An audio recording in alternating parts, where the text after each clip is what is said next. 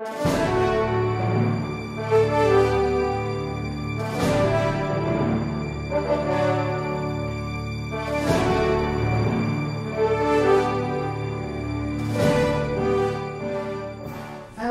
ng assessment dun sa ano ba napatunayan ng prosecution dun sa mga naging pagtatanong sa cross-examination po sa testigong si Araceli Bayuga. Ano yung mga mahalagang puntos? Well, kagaya ng sinabi nga po natin kanina, ang punto talaga na gusto natin ipakita doon na yung allowances po ng ating punong maestrado na tinanggap po niya ay hindi po pwedeng gamitin, no, sa kanyang pansarili.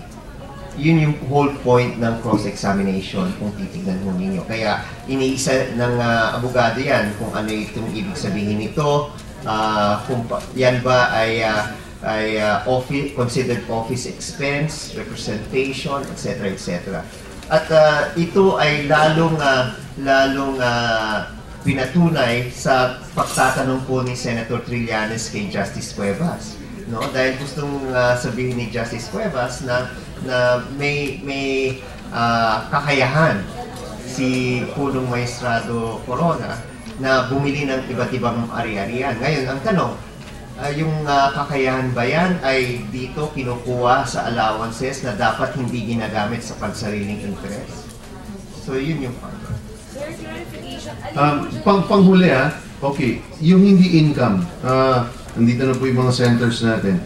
Hindi niya po pwedeng, in their attempt to bloat their income para palaking 21 million, merong 780,000 SC Christmas allowance. Binibilang nila na ito daw ay salary or bahagi ng income.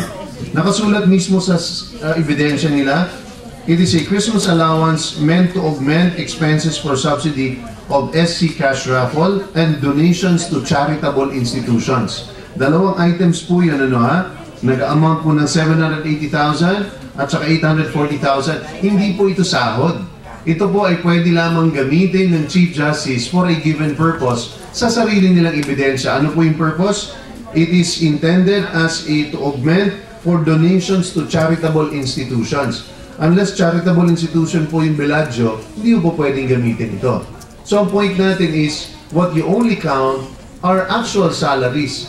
There is an attempt in our mind to bloat his salary to mislead the senator so that the senators will think he has actually 21 million. But if you actually remove all the given miscellaneous expense accounts yun kumbaga expense, it is intended, pag pinipirma mo, sinasabi mo na ginamit ko ito for a given purpose.